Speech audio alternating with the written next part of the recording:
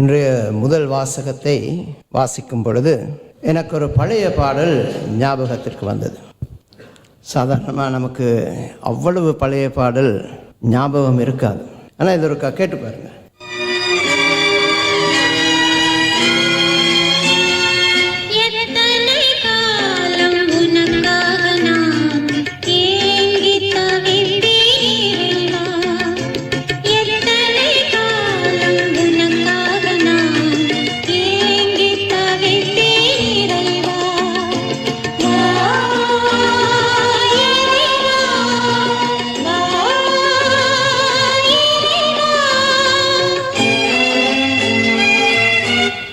எத்தனை பேருக்கு ஞாபகம் இருக்கு?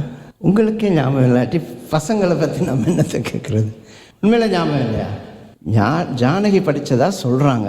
அந்த அளவுக்கு நமக்கு அறிவு கிடையாது, அந்த அளவுக்கு நம்ம பழசும் கிடையாது. ஆனால் இந்த வாசகத்தை, இந்த பாட்டை நீங்கள் உள்ளே போய் கேட்டால், முழுவதாம கேட்டால் போய் பாருங்கள், யூடியூப்பில் இருக்குது. கேட்டிங்கன்னு சொன்னால், கண்கள் 2 இருந்தால் அது இறைவனை காண வேண்டும், காதுகள் 2 இருந்தால் அது இறை வார்த்தையை கேட்டு உணர வேண்டும், நாவு என்பது இருந்தால் அது எப்பொழுதும் இறை புகழை பாட வேண்டும். ஆனால் இன்றைய முதல் வாசகம் ஹபக்குக் எழுதிய நூலிலிருந்து எடுக்கப்படுகின்றது. அதை கேட்டால் ஏதோ கடவுள் தப்பு பண்ணிட்டார் போல இருக்கு. இத்தனை காலம் உனக்காக நான் ஏங்கி தவிப்பேன் இறைவா, எத்தனை காலத்திற்கு நான் கூக்குரலிடுவேன், நீர் செவிசாய்க்க மாட்டீரா, இத்தனை காலம் வன்முறையை முன்னிட்டு உம்மிடம் அழுது புலம்புவேன். சரி, இது ரொம்ப பழசென்று வைப்போமே. நான் சின்னதாக இருக்கும் பொழுது ஆங்கிலத்தில் நம்ம பெருசெல்லாம் பாட்டு கேட்கறது இல்லை. ஆனால் 2 குரூப்ஸ் நமக்கு தெரியும். பாப் குரூப்ஸ் 2 கேள்விப்பட்டிருக்கோம். ஒன்று அபா, மற்றது பொனியம். பரவாயில்லையே, இருக்கிறாங்களே. ஒன்று அபா, மற்றது பொனியம்.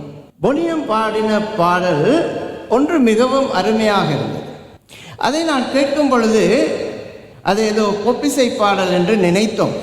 அவங்கள ரொம்ப கஷ்டப்படுத்தக்கூடாதுன்றதுக்காக ஆடியோ நான் ப்ளே பண்ணேன், வீடியோ அவங்கள்ட்ட கொடுத்துட்டேன். ஸோ இப்போ ப்ளே பண்ணுவாங்கன்னு சொன்னால், பாபிலோன் நாட்டு ஆற்றங்கரையிலிருந்து நாங்கள் பாட்டு படிக்கிறோம். அங்கிருந்து நாங்கள் பாடல் பாடும் பொழுது ஜயோனை, சியோனை நினைவுபடுத்திக் கொள்கின்றோம். சியோனன்னு சொன்னால் ஜெருசலேம் தேவாலயம், ஜெருசலேமை நாங்கள் நினைவுபடுத்திக் கொள்கின்றோம். நம்மளை போய் பாட்டு படிக்க சொன்னால் நம்ம வேற்று ஊரில் இருந்து நம்ம எப்படி பாட்டு படிக்கிறோம்? என்ன ஃபாதர் திடீரென்று பொப்பிசை பாடலுக்கு போயிட்டாரா என்று சொல்லி நீங்கள் யோசிக்கலாம். இன்றைக்கு இந்த வாசகத்தை பற்றி நான் சில விரிவுரைகளை கேட்டுக்கொண்டிருக்கும் பொழுது ஒரு குருவானவர் இதை பற்றி சொல்கின்றார். இதன் பின்னணி என்னன்னு சொன்னால், மக்கள் பாபிலோன் நாட்டுக்கு அழைத்து செல்லப்பட்ட பொழுது, எப்படி மக்கள் பாபிலோன் நாட்டிற்கு அழைத்து செல்லப்பட்ட பொழுது அவர் சொன்னது எப்படி எனக்கு கேட்டுச்சேன்னு சொன்னால், வெத்தலை பாக்கு, சுண்ணாம்பு போயில, சந்தனம் போட்டு எல்லாம் வச்சு வாங்கோ வாங்கோ சாப்பிட வாங்கோன்னு சொல்லி அழைத்து செல்லப்பட்டார்கள் போனது இருக்கு. உண்மையில் நம்மளும் அப்படி தான் நினைச்சிட்டு இருக்கிறோம். அவர்கள் பாபிலோன் நாட்டில் இருக்கும் பொழுது என்று சொன்னால் ஏதோ நல்ல வாழ்க்கை வாழ்ந்து கொண்டிருக்கிறாங்க, சந்தோஷம். அப்படியெல்லாம் இல்லை. அந்த தாளம் பொனியம் அப்படி சந்தோஷமான தாளமாக இருந்தாலும் அவர்கள் என்ன சொல்கின்றார்கள்? வேற்று நாட்டில் நாங்கள் அடிமைகளாக இருக்கும் பொழுது எப்படி பாடல் பாடலாம், இறைவன் எப்படி நம்மிடம் இதை எதிர்பார்க்கலாம்? அந்த கஷ்டத்தில் மக்கள் கேட்கின்றார்கள், எவ்வளவு காலம் இறைவா நாம் உமக்காக காத்திருக்க வேண்டும்? அதுதான் இன்றைய முதல் வாசகம், இந்த பேக்ரவுண்ட், பின்னணி. இப்போ கூட அதை பார்க்கும் பொழுது ஏதோ இறைவன் மக்களுக்கு தீங்கிழைப்பதாக, தவறு இழைப்பதாக நமக்கு கேட்கும். சில நேரத்தில் நம்ம வீடுகளுக்கு போனால் பசங்க ஒரு பில்டப் கொடுப்பாங்க பாருங்கள். ஃபாதரை பார்த்தோன்னே அம்மா அப்பா சாப்பாடு கொடுக்குறோம் அது மாதிரியும், அவங்கள கவனிக்காத மாதிரியும், கொடுமைப்படுத்துகிற மாதிரியும் ஒரு பில்டப் கொடுப்பாங்க. ஆனால் உண்மையில் நடக்கிறது எப்படி? அம்மா அப்பா தான் அவங்கள்ட்ட கெஞ்சணும், கூத்தாடணும், அப்படி தான் இருக்கும். நான் ஏற்கனவே சொல்லியிருக்கேன், முதல் வாசகத்திற்கு பதிலுரையாகத்தான் பதிலுரை பாடல்கள் இருக்கும். இன்றைய பதிலுரை பாடலில் இறைவன் என்ன சொல்கின்றார்? அந்த கூக்குரலிடம் மக்களுக்கு இறைவன் என்ன சொல்கின்றார்? உங்கள் இதயங்களை நீங்கள் கடினப்படுத்திக் கொள்ளாதீர்கள். இவ்வளவு கஷ்டங்களுக்கும் துன்பங்களுக்கும் காரணம் நீங்கள் உங்கள் இதயங்களை கடினப்படுத்தி கொண்டிருக்கின்றீர்கள். கடவுள் காரணமா? இல்லை. கடவுள் மக்களை நல்ல முறையில் பாதுகாத்து அவர்களுக்கு தேவையான அனைத்து விடயங்களையும் கொடுத்து கொண்டு வருகின்றார். ஆனால் மக்கள் இறைவனுக்கு பிரமாணிக்கம் இல்லாமல் இருக்கின்றார்கள். 10 கற்பனைகள் இருக்கின்றன. அவங்களுக்கு எந்தெந்த கற்பனை பிடிச்சிருக்கின்றதோ அந்தந்த கற்பனைகளை அவர்கள் கடைபிடிப்பார்கள். எது கொஞ்சம் கஷ்டமாக இருக்கோ அந்தந்த கற்பனைகளை அவர்கள் கடைபிடிக்க மாட்டார்கள். என்ன சொல்லுவாங்க? கடவுளுக்கு தெரியும், he will understand. அதனால நம்ம ஒரு வாரத்துக்கு திருப்பலி போகாமல் இருந்தால் அது யாரையும் பாதிக்கப்பட போறதில்லை. 2வது 10 கட்டளையின் கட்டளை என்னது? கடவுளின் திருநாட்களை பரிசுத்தமாய் அனுசரிக்க மறவாதிருப்பாயாக. நம்ம நினைவு வச்சிருக்கிறோம், அது ஓகே. மறவாதிருப்பாயாகன்னு சொன்னால் என்ன செய்யணும்? அனுசரிக்க வேண்டும். கடவுளின் திருநாட்களை பரிசுத்தமாய் அனுசரிக்க மறவாதிருப்பாயாகன்னு சொன்னால் நீங்கள் முடியாமல் ஹாஸ்பிட்டலில் இருக்கிறீங்க. அங்கேருந்து ஓடி வர முடியுமா? வர முடியுமா? வர முடியாது. ஆனால் 3வது கட்டளை சொல்லுகின்றது, கடவுளின் திருநாட்களை பரிசுத்தமாக அனுசரிக்க மறவாது இருப்பாயாக. என்ன செய்யலாம்? என்ன செய்யலாம்?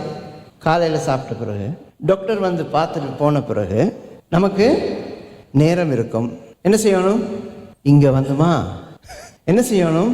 அன்றைக்கான உங்களுக்கு திருப்பலி வாசகங்கள் கொடுக்கப்பட்டிருக்கின்றன. இறை வார்த்தைக்கு செவிமடுக்கலாம், இறை வார்த்தையை தியானிக்கலாம், இறைவனோடு செலாபிக்கலாம், பேசலாம், செபம் செய்யலாம். இறைவனின் திருநாளை பரிசுத்தமாய் அனுசரிக்க மறவாதிருப்பாயாக. அன்றைக்கு சண்டை பிடிக்காமல் இருக்கலாம், மற்றவர்களை ஏசாமல் இருக்கலாம். திருநாளை பரிசுத்தமாய் அனுசரிக்க மறவாது இருப்பாயாக. அந்த காலத்தில் கிறிஸ்துவில் அன்புமிக்க சகோதர சகோதரிகளே, மக்கள் நாடு கடத்தப்படுவதற்கு முதற் காரணம் அவர்கள் பிரமாணிக்கமாய் இல்லாமல் இருந்தது. இஸ்ராயல் மக்கள் 2 பாகங்களாக பிரிக்கப்பட்டிருந்தார்கள். மேலே வடக்கில் இருப்பவர்கள் மிகவும் பணம் படைத்தவர்களாக செழித்தவர்களாக இருந்தார்கள். தெற்கில் இருப்பவர்கள் ஏழைகளாக இருந்தார்கள். அப்போ இறைவன் வடக்கில் உள்ளவர்களுக்கு என்ன சொல்கின்றார்? நீங்கள் உங்கள் செல்வத்தை மற்றவர்களோடு பகிர்ந்து கொள்ளாத பட்சத்தில் முதன்மையாக நாடு கடத்தப்படுபவர்கள் நீங்களாகத்தான் இருப்பீர்கள், இல்லையா? நாடு கடத்தப்பட்ட இடத்திலிருந்து மக்கள் இறைவனை குறை கூறுவது போல இருக்கின்றது. இறைவன் ஏற்கனவே சொல்லிவிட்டார், நீங்கள் நல்ல நமக்கு தெரிந்த வொக்காபுலரி சொற்றொடர்களை பாவிக்க வேண்டும் என்று சொன்னால், உரைநடையை பாவிக்க வேண்டும் என்று சொன்னால், நீங்கள் நல்ல கிறிஸ்தவர்களாக உடனே வந்து கேட்கக்கூடாது பழைய ஏற்பாட்டில் கிறிஸ்தவர்கள் இருந்தார்களா என்று சொல்லிட்டு. நமக்கு புரிகிற மாதிரி நான் சொல்கிறேன். நம்ம நல்ல கிறிஸ்தவர்களாக வாழாத பட்சத்தில் இறைவன் என்ன சொல்கின்றார்? முதன்மையாக நாடு கடத்த போகிறவர்கள் நீங்கள் தான். அப்படியாவது வெளிநாட்டுக்கு போனால் ரொம்ப நல்லா இருக்கும் ஃபாதர். உண்மையில் நாம் கஷ்டப்படும் பொழுது எப்பொழுதும் நாம் என்ன நினைக்கின்றோம்? அது இறை தண்டனையாகத்தான் இருக்க போகின்றது, இறைவன் நம்மை தண்டிக்கின்றார் அப்படி நினைக்கிறதை விட நமது வாழ்வை நாம் எப்படி மாற்றிக்கொள்ள வேண்டும் என்று நற்செய்தி வாசகத்தில் சொல்கிறாங்க. சீடர்கள் வந்து நமது விசுவாசத்தை அதிகப்படுத்தும். இயேசு சொல்கின்றார், உங்களுக்கு கடுகு விதையின் அளவு விசுவாசம் இருந்தால், தமிழில் சொல்லியிருக்கிறாங்கன்னு சொன்னால், அத்தி மரத்தை நோக்கி வேரோடு போய் பெயர்ந்து கடலில் வேறொன்றினில் என்று கூறினால் அது உங்களுக்கு செவிமடுக்கும். டிரான்ஸ்லேஷனில் ஒரு சின்ன ஒரு பிரச்சனை இருக்கு. ஆங்கிலத்தில் என்ன சொல்லியிருக்கேன்னு சொன்னால், if you had faith like a grain of mustard seed, அது வரைக்கும் பிரச்சனை இல்லை. You could say to this mulberry tree, அத்திமரம் அல்ல, uprooted and planted in a sea, it will obey you. இந்த நானும் யோசித்தேன், இது பிலாமரம் சொல்லக்கூடாது, மாமரம் சொல்லக்கூடாது, கொய்யா மரம் சொல்லக்கூடாது, ஏன் மல்பெரி ட்ரீ சொல்கின்றார்? கூகுள் பண்ணி பார்த்தேன். மல்பெரி ட்ரீ, ஏன் இயேசு மல்பெரி ட்ரீ என்று சொல்கின்றார்ன்னு சொன்னால், மல்பெரி ட்ரீயில் வேர் மிகவும் ஆழமாக போகும், மிகவும் பறந்து போகும். அப்படியான ஒரு மரத்தை லேசா போயிட்டு பிடுங்கி வேற இடத்துல வைக்க முடியாது. அதற்கு எப்படிப்பட்ட விசுவாசம் இருக்க வேண்டும்? கடுகு விசுவாசம் இருந்தால் போதும். நீங்கள் ட்ராப்பில் நல்லா அம்பிடுறீங்கல்ல, எப்படிப்பட்ட விசுவாசம்? பெரிய விசுவாசம். இயேசு சொல்கின்றால், சிறிதளவு உங்களுக்கு விசுவாசம் இருந்தால். இதில் ஒரு கேட்ச் இருக்கின்றது, இதில் நம்ம பார்க்க வேண்டிய ஒரு விடயம் இருக்கின்றது. சிறிதளவு விசுவாசம் இருந்தால் நாம் என்ன செய்வோம், அதுதான் முக்கியம். நீங்கள் இதில் பார்த்தீங்கன்னு சொன்னால், as I read I am translating. நான் இதை வாசிக்கும் பொழுது அங்கே நம்பிக்கை இருந்தால் நான் விசுவாசத்துக்கு மாறிடுறேன். பழசு தான். என்னை பொறுத்தளவில் நம்பிக்கை என்று சொன்னால், பார்த்து விசுவசிப்பது நம்பிக்கை, பார்க்காமல் நம்புவது விசுவாசம். வீட்டில் போய் யோசிச்சு பாருங்க, தெரியும். பார்க்காமல் நம்புவது விசுவாசம். இன்றைய நாளிலே நாங்கள் என்ன பார்க்கின்றோம்? இயேசு தமது சீடர்களுக்கு சொல்கின்றார், உங்களுக்கு கடுகு அளவு விசுவாசம் இருந்தால் கூட நீங்கள் இதை செய்யலாம். ஆனால் அந்த கடுகு அளவு விசுவாசம் இருந்தால் நமக்கு என்ன நடக்கும்? அதுதான் இன்றைய வாசகத்தின் 2வது பகுதி. உண்மையில நீங்கள் இந்த வாசகத்தை ஐசோலேட்டட் தனியாக எடுத்து வாசிச்சிங்கன்னு சொன்னால், இயேசு விசுவாசத்தை பற்றி பேசுகிறாரு, திடீரென்னு சேனல் மாறினா போல வேறொரு விஷயத்தை பேசுகிறாரு. கவனிச்சிங்களா? இல்லை, விசுவாசத்தை பேசிட்டு இயேசு கீழ்ப்படுதலை பற்றி பேசுகின்றார்.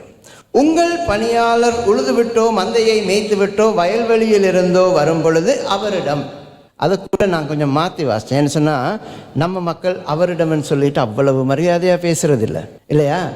அவனிடம், அவரிடம்னு சொன்னால் நம்ம என்ன நினைப்போம்? ஏதோ ஒரு புனிதரை பற்றி பேசுகிறாங்க, அதனால் ஐ சேஞ்ச் டு அவனிடம் ஆல்சோ. சரியா? அவனிடம் நீ உடனே வந்து அமர்ந்து உணவருந்து என்று உங்களில் எவராவது சொல்வார்களா? உங்கள் வேலையாட்கள் யாராவது இருந்தால் வெளியே போய் கஷ்டப்பட்டு வேலை செஞ்சுட்டு வந்துட்டா, ஐயோ பாவம், கஷ்டப்பட்டு வேலை செஞ்சு வந்திருக்கிறாங்க, உட்காந்து சாப்பிடுங்க சொல்லுவோமா? இல்லை இல்லை, வேலை எல்லாத்தையும் முடிச்சுட்டு நீங்கள் வந்து சாகவாசமாக சாப்பிடலாம், அப்படி தான் சொல்லுவோம். இயேசு என்ன சொல்கின்றார்? அதன் பிறகு உண்டு கொடுக்கலாமே என்று சொல்வார் அல்லவா? அதே போல தாம் பணித்ததை செய்ததற்காக அவர் தம் பணியாளருக்கு நன்றி கூறுவாரா? இல்லை. ஆகவே நீங்களும் உங்களுக்கு பணிக்கப்பட்ட யாவற்றையும் செய்த பின், நாங்கள் பயனற்ற பணியாளர்கள், பயனற்றதை எடுத்துருவோம், நாங்கள் பணியாளர்கள் எங்கள் கடமையைத்தான் செய்தோம் என்று நினைத்து கொள்ளுங்கள். இது என்ன கேட்ச்? எனக்கு கடுகளவு விசுவாசம் இருந்தால் இறைவன் பணித்ததை நான் செய்வேன், செய்துவிட்டு அதை பற்றி நான் தம்பட்டமெல்லாம் அடிக்க மாட்டேன், பெருமை கொள்ள மாட்டேன். நான் இறைவனது படைப்பு, இறைவன் எனக்கு கொடுத்த கட்டளைகளை நான் கடைபிடிக்க வேண்டும். அந்த கட்டளைகளை கடைபிடிப்பது எனக்கு சந்தோஷத்தை தரும், அவ்வளவுதான். அப்போ மற்றதெல்லாம் இறைவன் எனக்கு கொடுக்கும் வரப்பிரசாதங்கள், இறைவன் கூடுதலாக கொடுக்கும் ஆசீர்வாதங்கள். இதை நம்ம சரியா புரிஞ்சுக்கொள்ளணும். ஆசீர்வாதத்தை நம்ம டிமாண்ட் பண்ண முடியாது, வரப்பிரசாதத்தை நம்ம கட்டாயப்படுத்தி வாங்க முடியாது. அது நமக்கு கொடுக்கப்படும் இலவசங்கள், இறைவன் நினைத்து கொடுக்க வேண்டும். நான் விசுவாசம் உள்ளவனாக இருந்தால் நான் என்ன செய்ய வேண்டும்? கட்டளைகளை கடைபிடித்து நடக்க வேண்டும். நான் கட்டளைகளை கடைபிடித்து நடந்தால் இறைவன், இயேசு சொல்கின்றார், பழைய ஏற்பாட்டுக்கும் புதிய ஏற்பாட்டுக்கும் ஒரு வித்தியாசம் இருக்கு. இன்றைய இந்த உவமையில இயேசு பழைய ஏற்பாட்டை மேற்கோள் காட்டுகின்றார். பழைய ஏற்பாடு எப்படி இருக்கும்? நீங்கள் கட்டளைகளை கடைபிடித்தால் இறைவன் உங்களை பாதுகாப்பார். நீங்கள் கட்டளைகளை கடைபிடித்தால் நீங்கள் வேறொரு நாட்டிற்கு நாடு கடத்தப்பட மாட்டீர்கள். நீங்கள் உங்கள் இதயங்களை கடினப்படுத்தி கொண்டால் தண்டனையை பெற்றுக்கொள்வோம், வேறு நாட்டிற்கு நாடு கடத்தப்படுவோம். இந்த இதயங்களை கடினப்படுத்துறது என்பது, அந்த வார்த்தை பழைய ஏற்பாட்டில் எங்கே பாவிக்கப்படுதுன்னு சொன்னால், மக்கள் ஏரோது அரசனுக்கு கீழே அடிமைப்பட்டிருக்கின்றார்கள். ஞாபகம் இருக்கா? அடிமைப்பட்டிருக்கும் பொழுது அவர்களை மீட்க இறைவன் ஒருவரை அனுப்புகின்றார். ஞாபகம் இருக்கா? யாரை? எம்மில் ஸ்டார்ட் பண்ண ஃபாதர், ஆனால் ஞாபகம் இல்லை. மோயிசனை அனுப்புகின்றார் இல்லையா? மோயிசன் போய் கேட்கின்றார், விடமாட்டேன் என்று சொல்கின்றார். 10 கொள்ளை நோய்களை அனுப்புகின்றார். ஒவ்வொரு கொள்ளை நோயும் முடிந்த பிறகு ஏரோது அரசன் சொல்கின்றார், சரி நான் அனுப்புகிறேன். அங்கே போய் எல்லாம் ஆயத்தப்படுத்தும் பொழுது, சரியட்டெல்லாம் ஆயத்தப்படுத்தும் பொழுது அனுப்ப முடியாது என்று சொல்கின்றார். அந்த நேரத்தில் இறைவன் அரசனின் இதயத்தை கடினப்படுத்தினார். ஸோ நம்ம இதயத்தை கடினப்படுத்தும் பொழுது எங்கே போய் நிற்கிறோம்? ஏரோது அரசன் செய்த அதே தப்பை நாங்கள் செய்கின்றோம். நாங்கள் மற்றவர்களுக்கு மன்னிப்பு வழங்காத பட்சத்தில் நமது இதயம் கடினமாகின்றது. மற்றவர்களுக்கு உதவி செய்யாத பட்சத்தில் நமது இதயம் கடினமாகின்றது. மற்றவர்களை புரிந்து கொள்ளாத பட்சத்தில் நமது இதயம் கடினமாகின்றது. மற்றவர்களை மரியாதை கொடுக்காத பட்சத்தில் நமது இதயம் கடினமாகின்றது. இது ஃபாதருக்கே இருக்கே, புறங்க அவர் இதை சொல்கிறாரு. நீங்கள் கேட்குறது எனக்கு கேட்குது. முயற்சிக்க வேண்டும். இன்றைய முதல் வாசகத்தில் இருக்கும் மக்களைப் போல், இயேசுவின் சீடர்களைப் போல் அந்த கஷ்டமான ஒரு தருணத்திற்கு நாங்கள் செல்லாமல் இருக்க வேண்டும் என்று சொன்னால், நமது இதயம் கடினப்படுத்தாமல் இருக்க வேண்டும். அதே நேரம் நாம் இறை கட்டளைகளை கடைப்பிடித்து விசுவாசம் உள்ளவர்களாக இருக்க வேண்டும். பெரிய விசுவாசமெல்லாம் இல்லை, கடுகளவு எனக்கு விசுவாசம் இருந்தால் நான் இறைவனின் கட்டளைகளுக்கு பிரமாணிக்கமாய் இருப்பேன். இறைவனுக்கு கட்டளைகளை பிரமாணிக்கமாக இருப்பது இப்போ இயேசுவின் காலத்தில் ரொம்ப லேசான ஒரு விடயம். இந்த பிரான்சிஸ் அசிசியார் இறைவனுக்கு ஏதாவது செய்ய வேண்டும் என்று சொல்லி போர் வீரனாக மாற எத்தனித்தார்.